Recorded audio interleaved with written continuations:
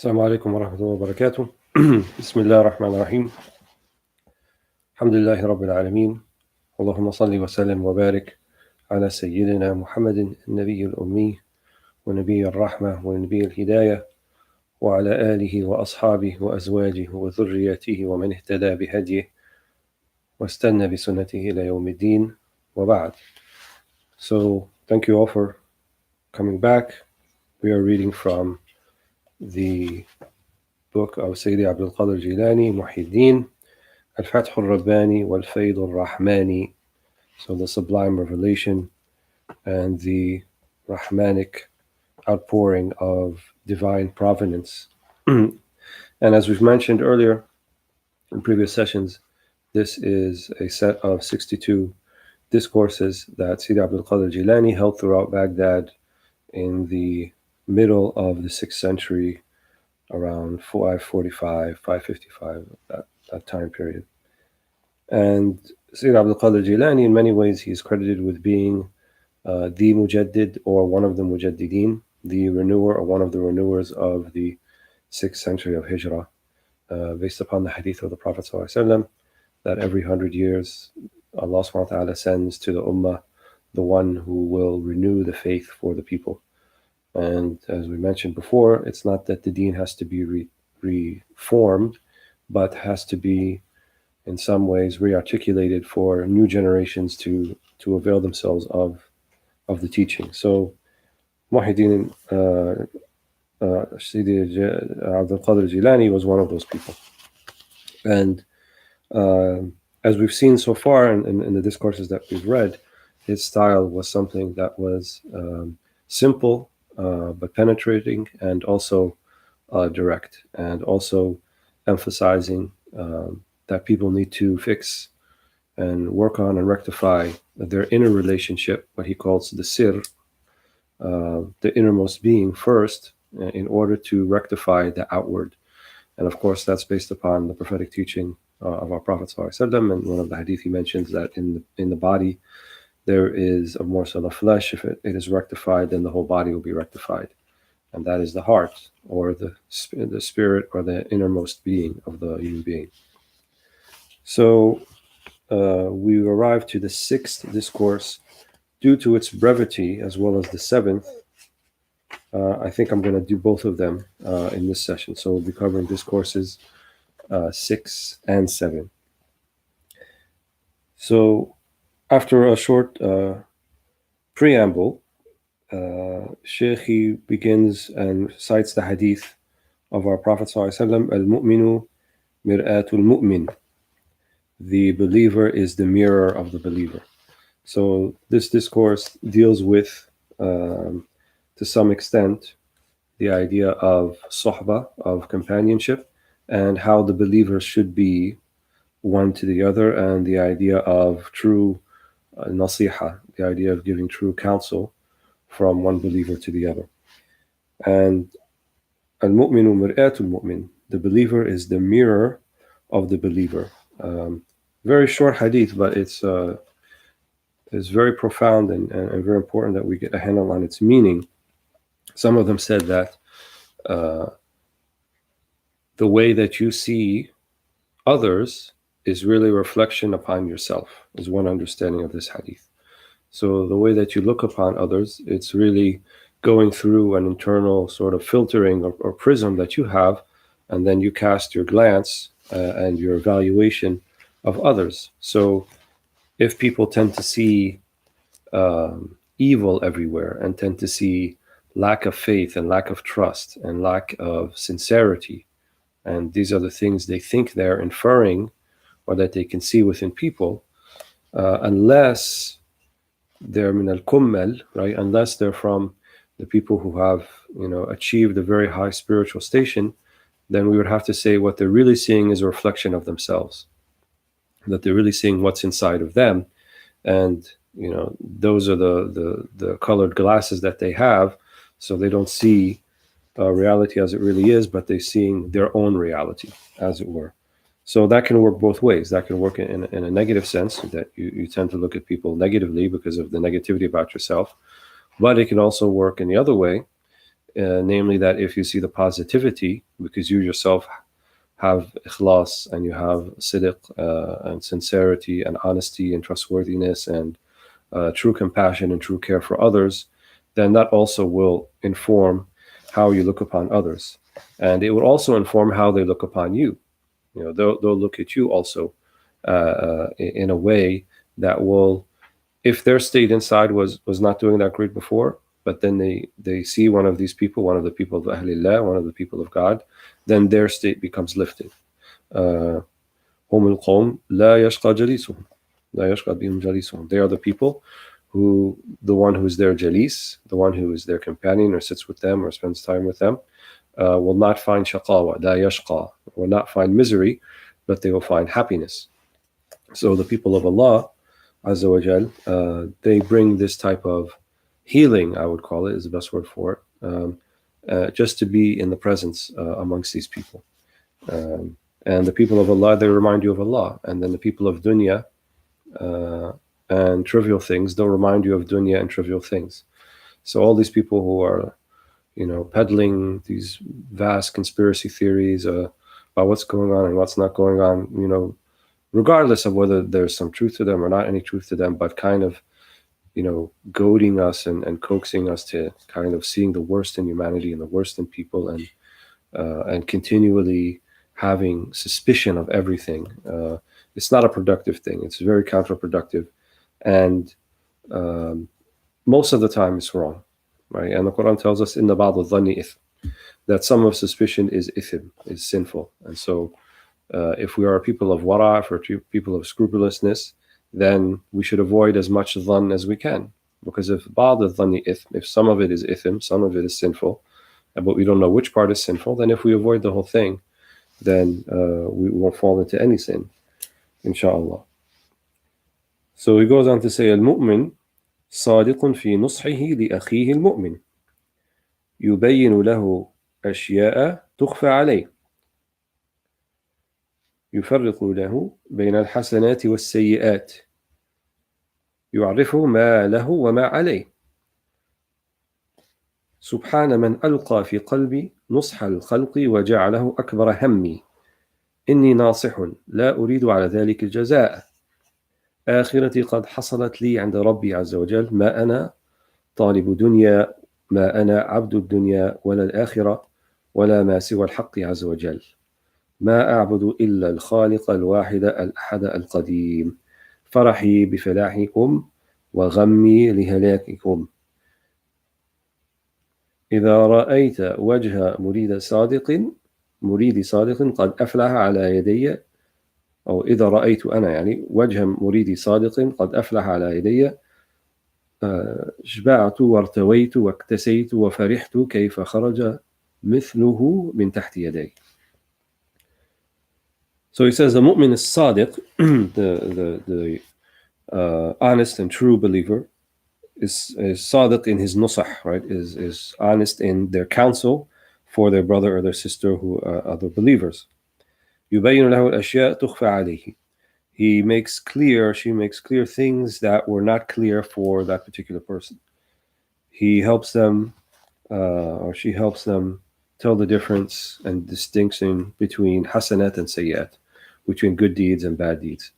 He shows them that which is for them and that which is against them. And then Sayyid Abd al-Qadir talks about himself. He said, glory to the one who has put in my heart this nush al-khalq, this counsel to the creation, and has made it my biggest priority, my number one priority. I am only seeking to counsel. I don't want any reward or anything in return for that. My akhirah has already happened with Allah subhanahu wa ta'ala. I am not seeking dunya. I am not a slave of the dunya, nor a slave of the akhirah, nor a slave of anything except al-haq, except Allah subhanahu wa ta'ala. I only worship the creator, the one, the soul, the qadim, the pre-eternal. My happiness is with your happiness, and my sadness is with your destruction. If I see the face of a honest and true student or disciple and has found success because something that I did, then this is something that I will be happy with, and I'm also bewildered as to how someone like me could lead to the guidance of someone else. So many people came to Tawbah and returned back to the deen because of Sidi Abd al-Qadir al-Jilani. And it was this type of simplicity and I would say sidq is the most important thing, and honesty and sincerity in his khitab, in his discourse, that brought many people to that. And we tend to focus a lot on having to say what we want to say, and we kind of live in the era of self-expression. Everybody wants to say something, and everybody wants to be heard, and everybody wants others to to see them and to hear them and to notice them, and so forth. But I think we sometimes we don't pay enough attention to listening to others, because everyone that wants to be heard, well, everyone wants to be heard, then nobody's really listening, and people are just talking past one another. But we want to stop talking past one another, and we're going to start listening to each other. So in order to be a good nasih, a good person of counsel, there are various levels of listening, I think, that one has to be adept at. Obviously, the primary one is listening to them speak. And the very basic part is not cutting them off when they're speaking to you. That's number one.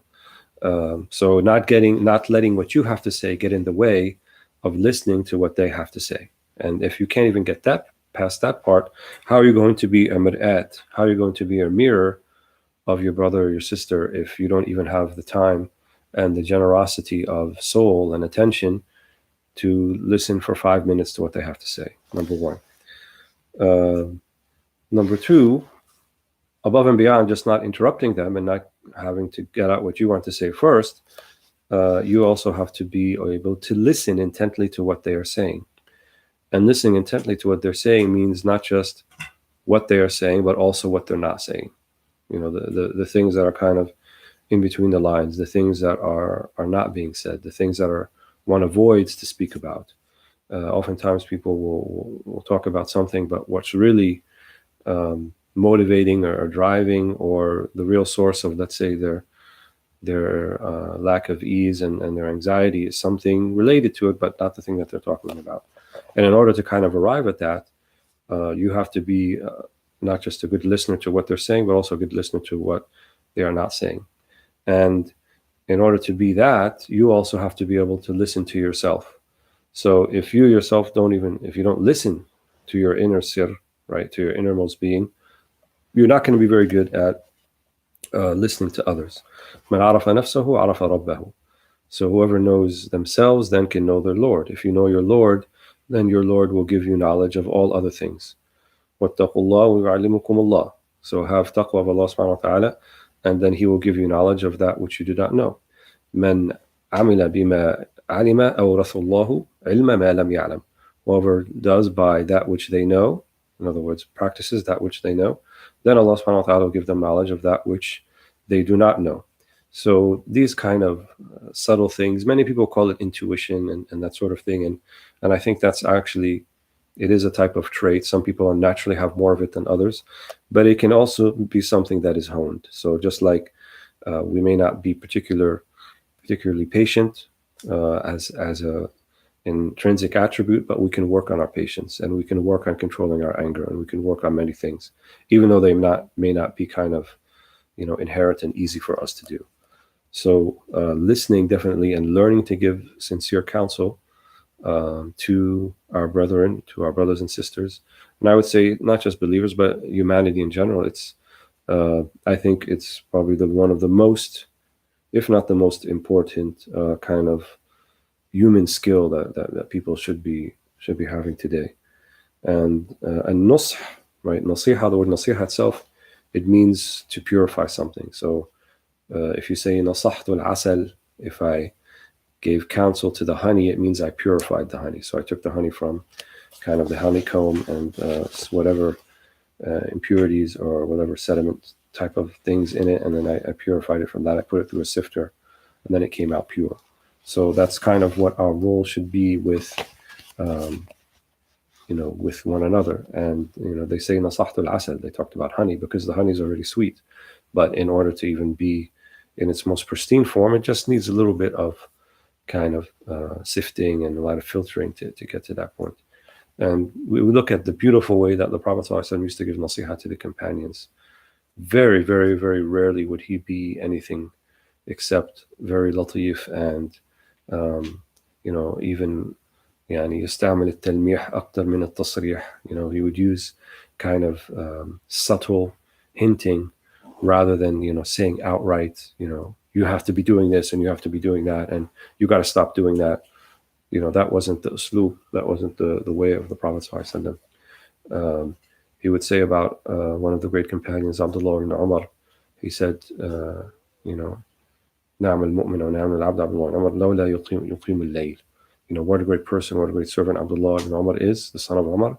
But if he would pray the night, right? If he spent some time in tahajjud or wake up during the night. So number one, the Prophet ﷺ knew that he wasn't maybe particularly doing that at the time because of his relationship with him, and also he is a prophet, so he knows things other people don't know. And then the way that he expressed that sentiment to him, he said, wouldn't it be great? He's already great, but he would be so much greater if he would be doing this. And then Abdullah ibn Umar said, after that, I never left the night prayer. I did it all the time because the Prophet ﷺ mentioned that about me. And of course, Anas ibn Malik in his very famous hadith, he said, I served the Prophet ﷺ 10 years and never did he say to me, for something I did, why did you do it? Like, do it that way. Or for something I neglected or I didn't do, he didn't, rebuke me and say, why did you not do that? So the Prophet ﷺ was more about talmih. One time he saw a companion who was wearing kind of saffron dyed clothes, and that was makruh. He didn't like that for men. So he said, if you go tell him, in other words, he didn't give him a direct admonition. He told one of the companions, because if the Prophet ﷺ was to do it directly to him, it might really, break his khatir, right? Really might affect him. So he knew the power of his nasiha, and he knew how to sallallahu alaihi wasallam give it in the amounts, the duration, and in the frequency that was best for the Sahaba. And that means that's someone who's really, really concerned with their well-being, every aspect of their well-being, and most importantly, their spiritual well-being. Could we see the same about ourselves? Are we really, when we have friends, are we that concerned with their spiritual well-being that we kind of, try to be as precise and as exacting and as,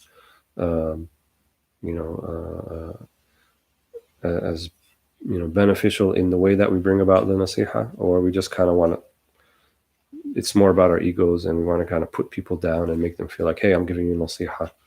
When you see these kind of these rants on social media, and obviously that's a very bad example of or a good example of what not to do, but and you see people on the phrase that they use, and seemingly they're trying to give someone advice, but you could see that obviously the medium doesn't help, but it comes out in a way that is very counterproductive and makes people kind of run away and go the opposite way.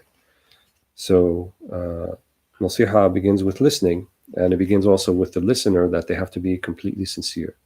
So you can't be a mir'at, you can't be a mirror of someone. Like, the mirror has to be flat, can't be concave or convex, or else the picture will be distorted.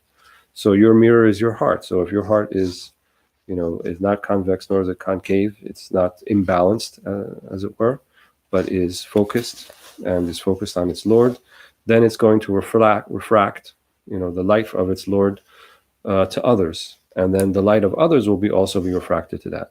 But if it has all sorts of internal imbalances going on with itself, then that will be quite difficult to do. So Sayyid al-Qadir, he said that I'm trying to give people nasiha. I don't want anything from the dunya. I'm not a slave of the dunya. I'm not a slave of the akhirah. I'm not a slave of everything except for Allah subhanahu wa ta'ala. And his happiness is with the happiness of his students and those who come to him for nasiha and for sincere guidance and counsel and so forth.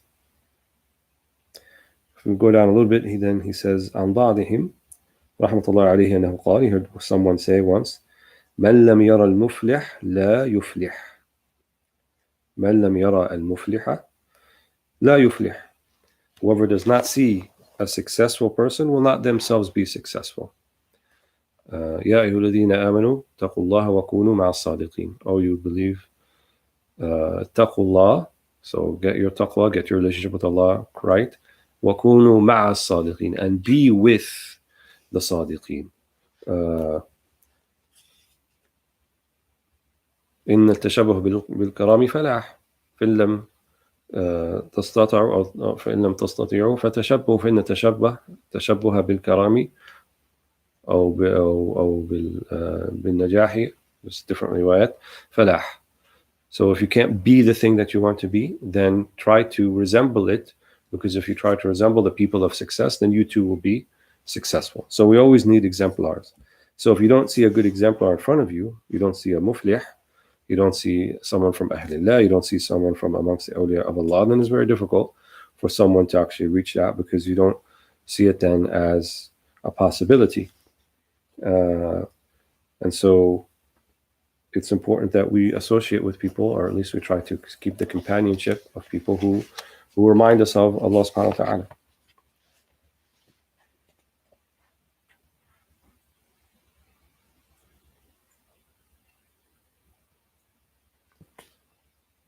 So I want to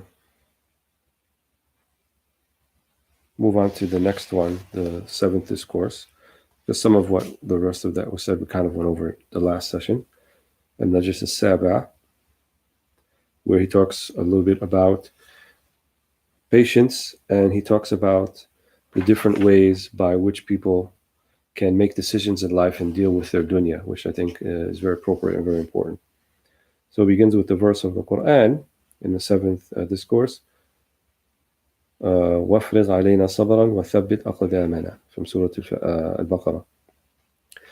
So pour upon us patience, وَثَبِّتْ أَقْدَامَنَا, and make our feet firm. This was talking about the army of Dawood alayhi salam against Jalut, against Goliath, but the concept is universal. أفرغ علينا صبرا. So when we deal with a mihna, when we deal with a trial or tribulation, give us patience and then make our feet firm. So we don't want to move back and forth with the wind, right? How it goes back and forth, but we want to have our feet planted firm in the face of difficult situations. Then he goes on to say, يا قوم اصبروا فإن الدنيا كلها آفات ومصائب والنادر منها غير ذلك ما من نعمة إلا وفي جنبها نقمة ما من فرحة إلا ومعها ترحة ما من سعة إلا ومعها ضيق أعطوا الدنيا حياتكم وتناولوا أقسامكم منها بيد الشرع فإنه هو الدواء في تناول ما يؤخذ من الدنيا. He said, be patient, because the dunya is difficulty and calamities and shortcomings, and the rare thing amongst it would be something other than that. Sometimes we become so accustomed to luxury and to ease that we forget that dunya, for the most part, min ad-dunu. Dunya comes from that which is lower, that which is not the real life, that which is a lesser life. So don't forget that. ما من نعمة إلا وفي جنبها نقمة. There's not a blessing except that you might have something that's a counter blessing, a niqmah, that is a difficulty. ما من فرحة إلا ومعها ترحة. There's not a happiness except times there will come also a sadness. ما من سعة إلا ومعها ضيق. There is not a sa'a, there's not an expansion, except sometimes there will be a constriction. So if we're moving up and down with each constriction, and then expansion, we're up, constriction, we're down, ease, we're up, difficulty, we're down, and so we look like a yo-yo, across the way, not having this thabat that is mentioned in the verse. So the thabat means to be firm. So despite what your circumstances are, no matter what your outward circumstances are, there's nothing that really can change what your inward circumstances are. That's something that Allah subhanahu wa ta'ala gave to you. Your soul, your ability to communicate with God, your ability to pray to Him, to supplicate to Him, to take even the worst situation that comes about, but if you entreat it with patience, with forbearance, you can turn it into a beautiful situation in the sense of how you're dealing with that circumstance.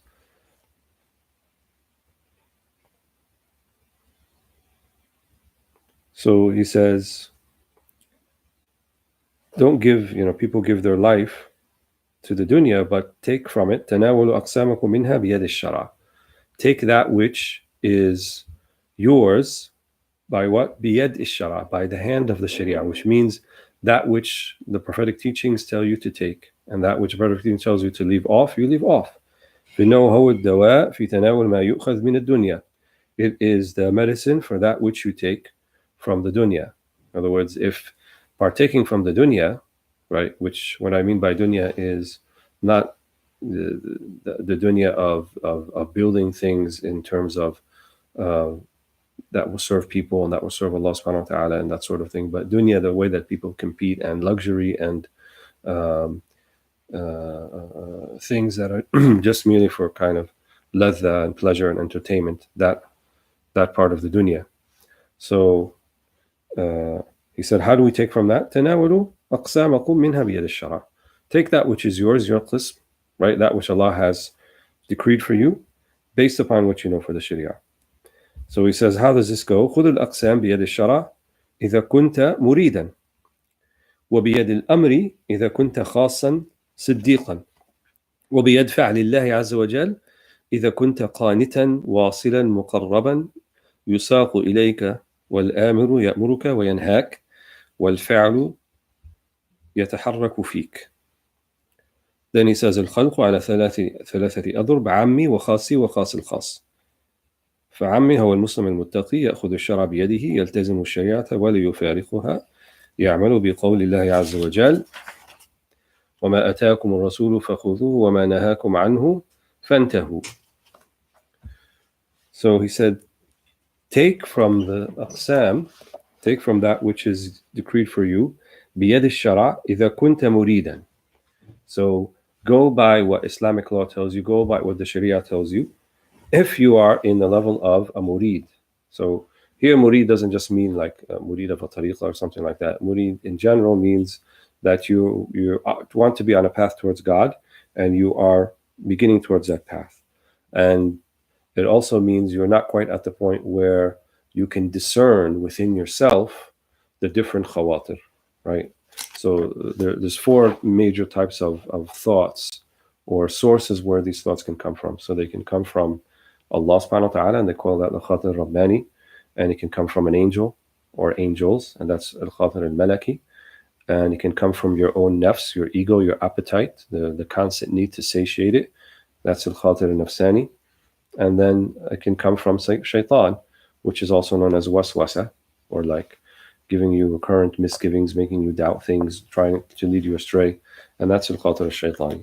So if one is not able yet to discern those different impulses within one, those different khawatir, then they're not at the level yet where they can go by what their gut tells them, so to speak, for lack of a better word, or what their intuition tells them.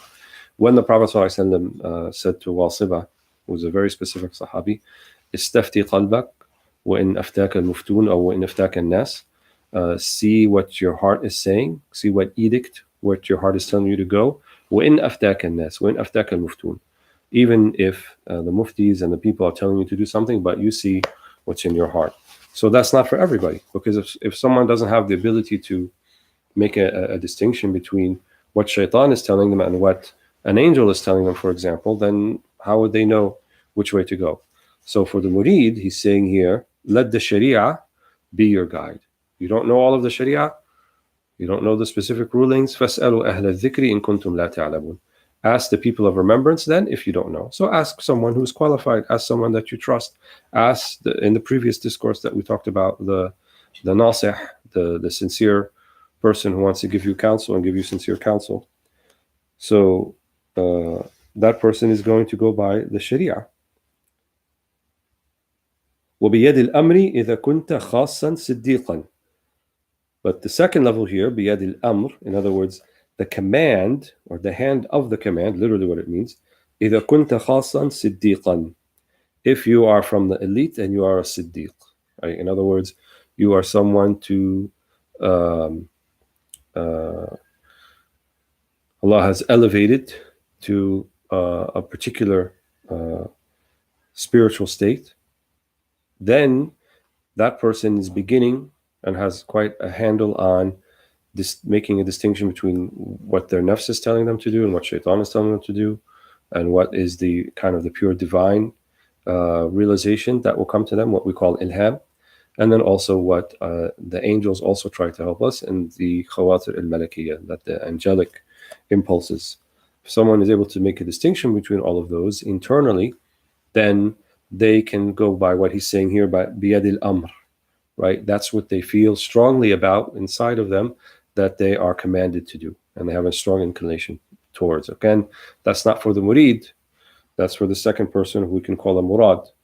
But the first person, the murid, still is going to struggle with making those distinctions. And so until they get to that, then they should go by, well, all of them are going by the sharia, by the way. It's not like the second category is not leaving the sharia off, but it's also giving them not just an acquiescence to the commands of the sharia, but also there's a level of tahqiq and kashf.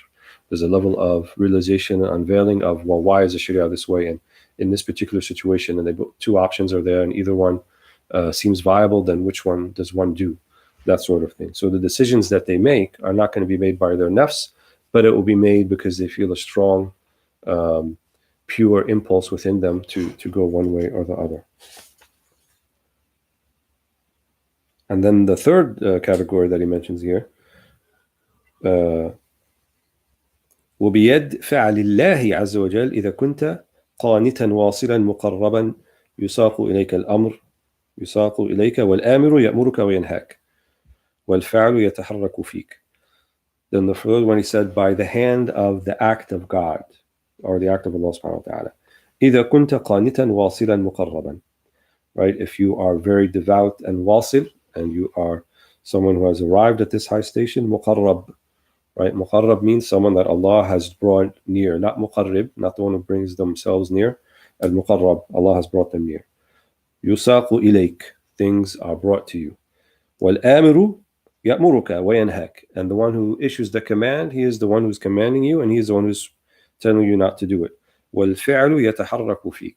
This is another way of saying someone who fani fi dhikrillah, or fani fi mahabbatillah, someone who is so immersed in the love and remembrance of God that all they see is Allah subhanahu wa ta'ala. So yes, they're moving and they're doing and they're talking to people, but they read the verse from Surah Al-Anfal, وَمَا رَمَيْتَ إِذْ رَمَيْتَ وَلَكِنَّ اللَّهَ رَمَى, and they completely imbibe that. وَمَا رَمَيْتَ إِذْ رَمَيْتَ. So it's not you who threw the arrows when you threw the arrows, وَلَكِنَّ اللَّهَ رَمَى, but rather it was Allah subhanahu wa ta'ala. So من حيث الظاهر, from outward appearances, yes, they're the ones who are doing, and they're going to work and driving their car and all that sort of thing. But inwardly, they have mushahada, they have a shuhud, that Allah alladhi yuharrikuhum. Allah subhanahu wa ta'ala is the one who is moving them and making them, and everything that they do then feels like it is divinely sanctioned. It's probably the best way I can say it. So that person is even in a higher position than the one that came before him, the one who is moving with the hand of the command. This one is moving with the hand of the act of God. So their nazar is lil hukm as-sabiq. They're looking at the predestined decree within them, and they just see it enveloping and being executing, coming out in time. Kul yawmin huwa fi sha'n. Right? Allah subhanahu wa ta'ala, every day there is a matter with him. In other words, that which was in his pre-eternal knowledge is coming to fruition in time as it's happening. But it was already pre-eternal what was going to happen before that. So he then goes to further explain. He says, Al-khalqu ala thalathati adrub. Creatures, human beings are three types. Al-ammi, the common Muslim, which is not meant as a pejorative or negative way at all, but it means someone who is the vast body of the believers, of the believers of taqwa, that is. Wal khasi, right, someone who is more of elite, and then the elite of the elite. So he describes it here. It says, Fil ammi huwa al-Muslim al-muttaqi. So who we call ammi here is the Muslim of taqwa. يأخذ الشرع بيده, right? He takes the sharia as, has his hand. يلتزم الشريعة وليفارقها. Sharia is everything, and he never leaves it, or she never leaves it. And then he goes by the verse in the Quran, Surah Al-Hashr, وَمَا أَتَاكُمُ الرَّسُولُ فَخُذُوهُ وَمَا نَهَاكُمْ عَنْهُ فَانْتَهُوا. And that which the messenger has brought to you, take it. And that which he has prohibited you from doing, فَانْتَهُوا, then avoid. Most people today would say such a person, oh, that's a big wali of Allah, that he's following the sharia and praying and doing all that. But Shaykh Abd al-Jilani is saying that's kind of the basic thing, what you need to be doing all the time. فإذا تم هذا في حقه وعمل به ظاهرا وباطنا صار قلبه منورا يبصر به فإذا أخذ شيئا من يد الشرع استغنى قلبه وطلب إلهام الحق عز وجل لأن إلهامه عام في كل شيء قال الله عز وجل فألهمها فجورها وتقواها. So this is the second level. So if this is completed and you're following the sharia ظاهرا وباطنا, outwardly and inwardly, then his heart or her heart becomes munawwar, becomes enlightened with the light of God. يبصر به, right? اتقوا فراسة المؤمن فإنه إيش ينظر بنور الله. Have هيبة, have reverence, fear of the firasa, the piercing insight of the believer. فإنه ينظر بنور الله. He sees by the light of God. So when the light of God reaches them, they become munawwar, their heart becomes enlightened, and then they see by the light of Allah subhanahu wa ta'ala. And that way you find that their actions that they do in life are assured and are deliberate and are unmistakable because they're looking by the light of Allah subhanahu wa ta'ala, not by the darkness of their ego. فَإِذَا أَخَذَ شَيْئًا مِنْ يَدِ الشَّرْعِ اسْتَغْنَى قَلْبُهُ. So if he takes something by the way of the sharia, اسْتَغْنَى قَلْبُهُ, then his heart becomes enriched and becomes enlightened because I'm doing the right thing. So why should I have any doubts or trepidation after that? وطلب إلهام الحق عز وجل, right? And then seeking the inspiration in the decisions that they make, in the movements that they do, or in the times that they don't move. لأن إلهامه عام في كل شيء. Because the inspiration of Allah is general and it covers everything. Isn't that He the one who said فَأَلْهَمَهَا فُجُورَهَا وَتَقْوَاهَا? He is the one who gives the ilham for its fujur, for corruption, and taqwa. That comes from Allah subhanahu wa ta'ala.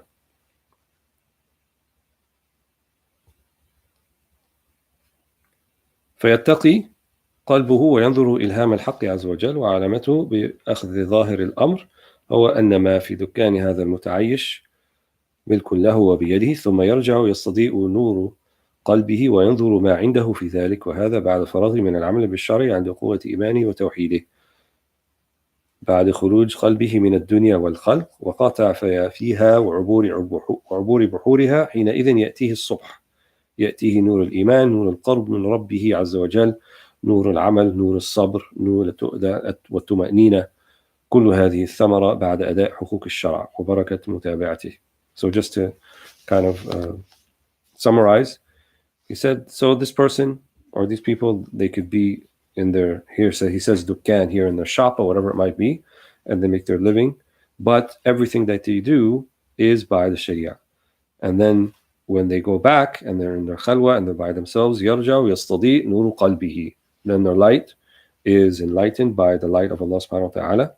And after that they have done by the manner which Allah subhanahu wa ta'ala has engendered them and joined them to do, then they have this assurity of heart, and that is a quwwah of iman and a quwwah of tawheed, a strength of iman, a strength of tawheed. After what? Khuruj qalbihi min ad-dunya wal khalq. After there's no more attachment to the dunya and no more attachment to creation at this point, then their heart is free, right? Then it is ready to come to Allah subhanahu wa ta'ala. It can be filled with iman and tawheed and tawakkul and sabr and tuma'nina and sakina and all these things that he mentioned here, surety and tranquility and serenity and so forth. That's al-khawas. Those are the elite. And then the final category, the third one that he mentions here, أما الأبدال هم خواص الخواص فيستفتون الشرع ثم ينظرون أمر الله عز وجل وفعله وتحريكه وإلهامه فما وراء هذه الثلاثة هلاك في هلاك سقم في سقم حرام في حرام صداع في رأس الدين دبيلة في قلبه سل في جسده. So he said al-abdal, which is the khawas al-khawas. I don't want to talk too much about what abdal means, but there are people who have kind of a higher spiritual standing and they fall within a particular spiritual hierarchy, and he refers to them as khawas al-khawas, the elite of the elite. So what do they do? فَيَسْتَفْتُونَ الشَّرْعَ, like the ones before them, like the other ones. They see what the sharia has to say. ثُمَّ يَنْظُرُونَ أَمْرَ اللَّهِ عَزَّ وَجَلَّ وَفَعْلَهُ وَتَحْرِيكَهُ. So they know what the sharia is. So there's no like being divorced from the sharia and doing things on your own. That's not for any of the three categories. But after they learn the sharia, well, then they see what is the command of Allah subhanahu wa ta'ala and his fi'al and his act within themselves. So they're not acting independently. None of us really are, but al-abdal are intimately aware of that and intimately witnessing that. So they're seeing within themselves, what is Allah going to have me do, rather than say, what am I going to do? They say, what is Allah going to have me do? One of the hikmah ibn Atha al-Secondary, ما معناه, that the aqil, the one who is with intellect, he wakes up and says, what will Allah do with me today? And then the one who doesn't have that will say, what will I do today? So it's an understanding that Allah subhanahu wa ta'ala, Allah is the one who moves you. Allah gives you the madad, he gives you the ability to do anything. So see what he's giving you to do. So they look to his act, they look to his moving them, and his inspiration, his ilham.